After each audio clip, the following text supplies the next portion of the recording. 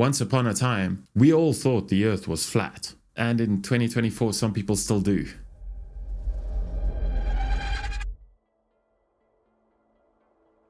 Ghosts are fascinating. It's one of those things that tickles the curious mind. And a lot of us do want to believe until we're faced with an actual ghost. That can be scary.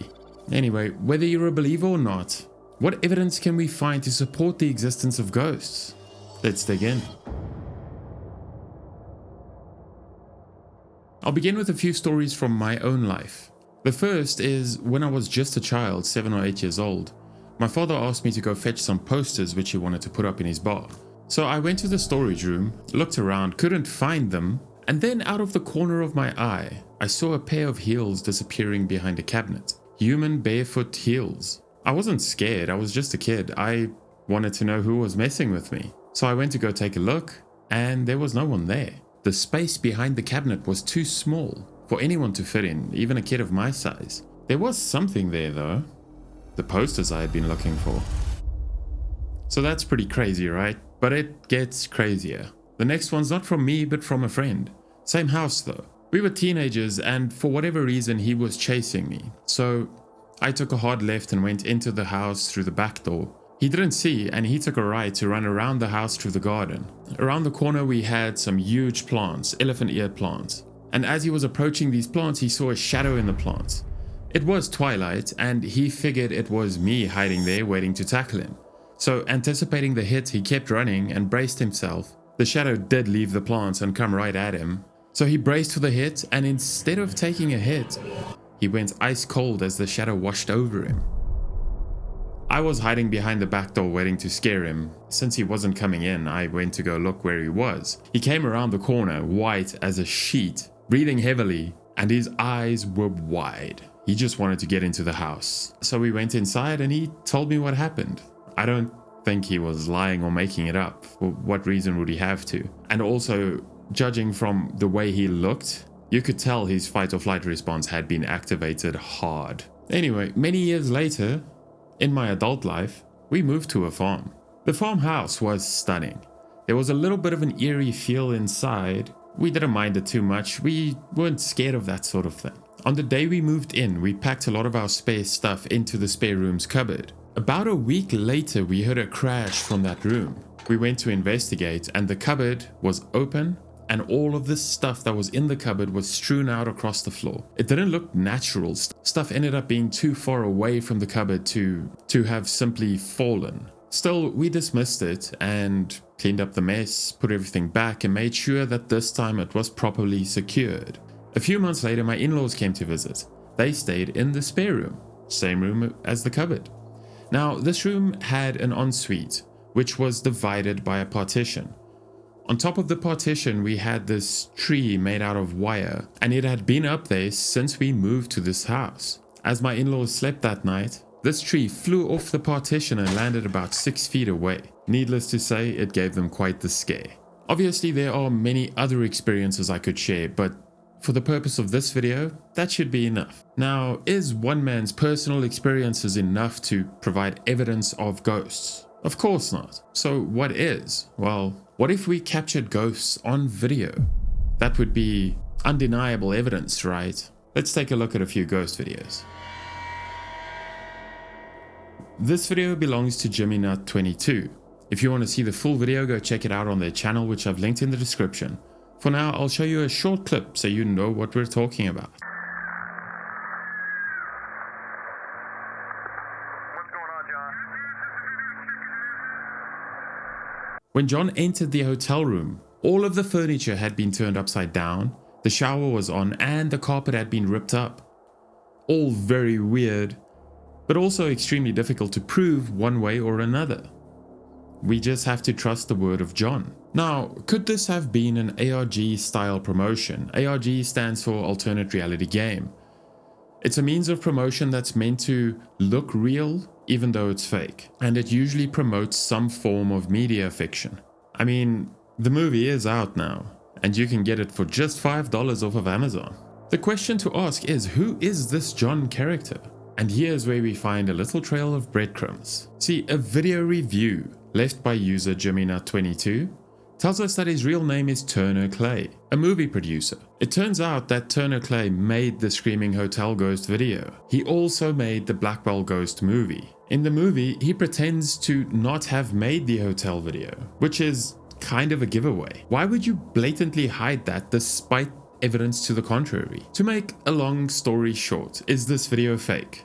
Yes, I have absolutely no doubt that this video is fake. Does that mean it isn't cool? Hell no. I love this video. It's so creepy and gives such creepy vibes. Judging from this video, Turner Clay is a talented guy with a knack for the creepy. I would definitely want to see more of his work, and I wish him all the best in his career. If you want to read a super detailed breakdown of this whole debunking, take a look at the article in the description by Kenny Biddle. It's really good. This next clip from Sarami127 claims to have a ghost opening their pantry every so often. So let's take a look. Okay, that is extremely easy to explain away. A faulty locking mechanism combined with the subtle vibrations of the earth, the lock would be slipping little bit, and then finally give way at some point during the night. So without being able to inspect the locking mechanism and run some tests, it would be absolutely impossible to prove or disprove this event. Since we don't have that option, how else could we potentially debunk this video? Well, we don't have to. Sarami127 did it themselves. Take a look at this clip. Oh my god. Oh my god, dude. The hell is that? Come on. Notice the reaction, an immediate zoom, and fascination and wonder. There's no fear there. If you were faced with that in real life, how would you feel? I can tell you that I would be running for that door. That's for sure.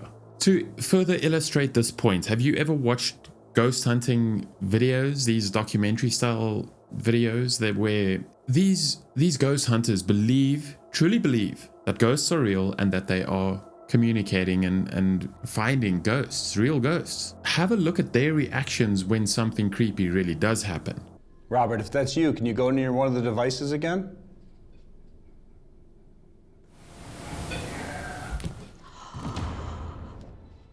You heard that? I heard that. If I had hair, it would all be standing up right now. Yes, they stay and they try to communicate, but you can tell they are super uneasy, and at the first opportunity, they are out of there. Do you want to tell me a couple of amateurs saw this in real time and did not run out the front door? I don't think so. Other than that, there's no real point in debunking this further. It's clearly fake. And yet people got fooled into watching the documentary thinking this was all real. I mean, come on guys. You can tell this is fake, surely. Does that mean it's not entertaining? Of course not. It is super entertaining. I loved watching these videos and I will definitely watch the full-length feature. Judging from reviews that are very poor on IMDb, it's not worth a watch, but remember these reviews were got from people who thought this was real. So obviously that expectation was not met. A few people watched it with an open mind and just sort of enjoyed the horror of it, and those reviews are kinda good. Obviously these reviews also mention that this is clearly fake, but entertaining nonetheless, and some even said it was creepy and scary. So if you're in the mood for a good horror movie, something a little different, something indie, why not give this movie a shot? The next video comes to us from a school in Ireland. Deer Park CBS, the YouTube channel linked in the description, released the following video.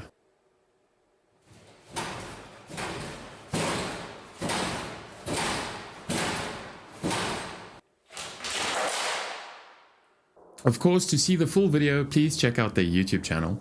I think they did a fantastic job on this one, but there are a few red flags. The first red flag is between events, there's a relatively standard pause as though someone's waiting for a go-ahead or someone's getting into position to do their part. BuzzFeed already debunked this quite convincingly, so check that out in the description. See, everything we see here is very easy to fake, and the placement of the camera is, as BuzzFeed says, the most damning piece of evidence. Why is it so low? It is a cool video though, and I really loved watching it late at night for the first time. It's definitely creepy. Congratulations on Deer Park for making such an awesome video. It's certainly scary the first time you watch it. That's all we'll look at for now. Sadly, all of these are really easy to debunk, as most ghost videos are. The credible cases always come from personal experiences. I mean, think about it, ghosts aren't gonna wait around for you to set up a video and then try to jump out and scare you. With that in mind, let's look at some scientific evidence. The first law of thermodynamics is that energy cannot be created or destroyed. Add to this, humans have inverse polarity, and add the electrical charges in the magnetosphere and the electrically charged layers found in thermodynamic theory, and we prove the existence of ghosts.